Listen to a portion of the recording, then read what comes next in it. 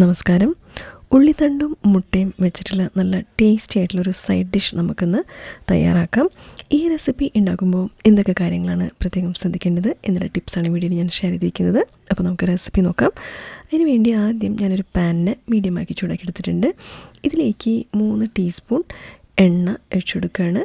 പിന്നെ ഇതിലേക്ക് 1 കപ്പ് ഉള്ളി, ഒരു 3 പച്ചമുളക് ചെറുതായിട്ട് കട്ട് ചെയ്തിട്ട് ഇട്ടെടുക്കുകയാണ്. 1 കപ്പ് ഉള്ളി എന്ന് പറയുമ്പോൾ ഒരു 3 വലിയ ഉള്ളി നമുക്കെടുക്കാം. ഉള്ളിനെ ഒന്ന് വാട്ടിയെടുക്കണം, ചുവപ്പിക്കരുത്. ഉള്ളി വാടിയതിന് ശേഷം ഇതിലേക്ക് ഞാനൊരു 1/2 കപ്പ് തേങ്ങ നന്നായിട്ടൊന്ന് ഫ്രൈ ചെയ്തെടുക്കുന്നുണ്ട്.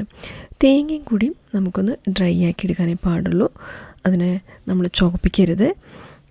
മീഡിയം ഫ്ലെയിമിൽ വെച്ചിട്ട് വേണം നമുക്ക് ഇതുപോലെ ഒന്ന് ഡ്രൈ ആക്കി എടുക്കാൻ. അപ്പോൾ തേങ്ങ ഏകദേശം ഡ്രൈ ആയി വരുമ്പോൾ അതിൻ്റെ കളറൊന്ന് മങ്ങും. കളറ് ഞാൻ പറഞ്ഞ പോലെ ചുവപ്പിക്കാതെ തന്നെ വേണം ആ തേങ്ങാപ്പാലൊക്കെ ഒന്ന് വറ്റുന്നവരെ ഒന്ന് ഫ്രൈ ആക്കിയെടുക്കാൻ. തേങ്ങ ഏകദേശം ഇവിടെ കളറതിൻ്റെ കുറച്ചൊന്ന് വെളുത്ത നിറന്ന് മാറി കിട്ടിയിട്ടുണ്ട്. അപ്പോൾ ഈ സമയത്ത് നമുക്കിതിലേക്ക് 1/4 ടീസ്പൂൺ മഞ്ഞൾപ്പൊടി ചേർക്കാം. ഉപ്പ് കുറച്ച് പാകത്തിന് ചേർക്കാം. എന്നിട്ട് നന്നായിട്ടൊന്ന് മഞ്ഞളുടെ ആ പച്ചക്കുത്തൊക്കെ ഒന്ന് മാറുന്നവരെ 1-2 മിനിറ്റ് നമുക്ക് വീണ്ടും മീഡിയം ഫ്ലെയിമിൽ വെച്ചിട്ടൊന്ന് ഫ്രൈ ആക്കിയെടുക്കാം. അപ്പോൾ 1-2 മിനിറ്റ് ഒന്ന് ഫ്രൈ ആക്കിയതിന് ശേഷം നമുക്കിതിലേക്ക് 2 മുട്ടേനെ ഒഴിച്ചു കൊടുക്കാം. മുട്ടേനെയും നമുക്ക് നന്നായിട്ട് വെന്ത് വരുന്നവരെ ഒന്ന് കൊത്തിപ്പൊരിക്കാം. മുട്ട വെന്തതിൻ്റെ ശേഷം വേണം നമുക്ക് ഉള്ളിത്തണ്ടിൻ്റെ ഇട്ടുകൊടുക്കാൻ. ആദ്യം ഉള്ളിത്തണ്ട് ഇട്ടിട്ട് മുട്ടേനെ വേവിക്കരുത്. ആദ്യം മുട്ട നന്നായി വെന്ത് കൊത്തിപ്പൊരിച്ചെടുത്തതിൻ്റെ ശേഷമേ നമുക്ക് ഇതിലേക്ക് ഉള്ളിത്തണ്ട് ഇട്ടുകൊടുക്കാൻ പാടുള്ളൂ.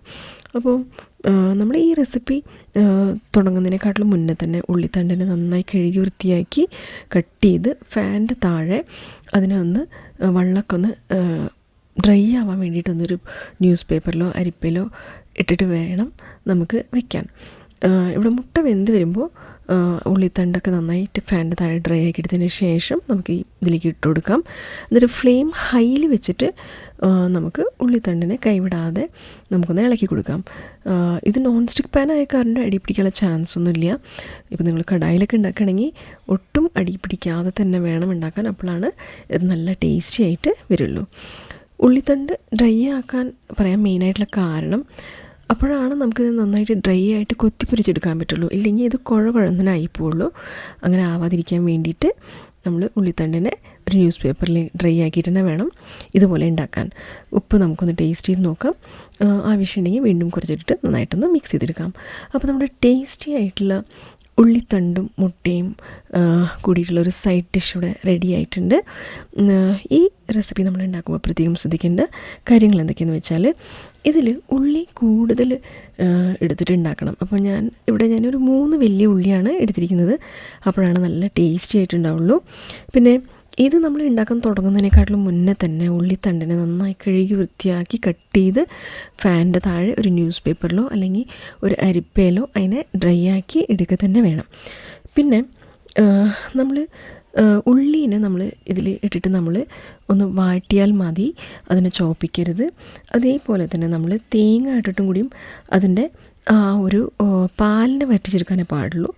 തേങ്ങനെയും കൂടിയും ചോപ്പിക്കാതെ തന്നെ വേണം അതിനൊന്ന് ഫ്രൈ ചെയ്തെടുക്കാൻ. പിന്നെ നമ്മൾ ആദ്യം മുട്ടേനെ ഫ്രൈ ചെയ്തിട്ട് വേണം ഉള്ളിത്തണ്ടിനെ ഇട്ട് കൊടുക്കാൻ. സോ ഇതുപോലെ തന്നെ നിങ്ങൾ ചെയ്താൽ ഇത് നന്നായിട്ട് പെർഫെക്റ്റായിട്ട് വരുള്ളൂ.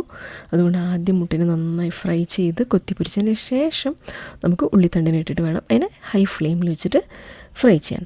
അപ്പോൾ ഉള്ളിത്തണ്ട് ഹൈ ഫ്ലെയിമിൽ വെച്ചിട്ട് ഫ്രൈ ചെയ്യുമ്പോൾ അത് വെന്ത് വരുമ്പോൾ അതിൻ്റെ കളറ് ഡാർക്ക് പച്ചയാവും. ആ സമയത്ത് തീ ഓഫ് ചെയ്തിട്ട് ഒരു സെർവിങ് ബൗളിലേക്ക് മാറ്റിയെടുക്കാം. അപ്പോൾ ഇതുപോലെ നിങ്ങളൊന്ന് ഉണ്ടാക്കി നോക്കിയിട്ട് നിങ്ങളുടെ അഭിപ്രായങ്ങളൊക്കെ ഒന്ന് അറിയിക്കുക.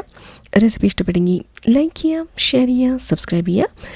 അടുത്ത വീഡിയോയിൽ ഒരു പുതിയ റെസിപ്പി ഞാൻ വരുന്നതായിരിക്കും. എല്ലാവർക്കും നന്ദി, നമസ്കാരം. Thank you.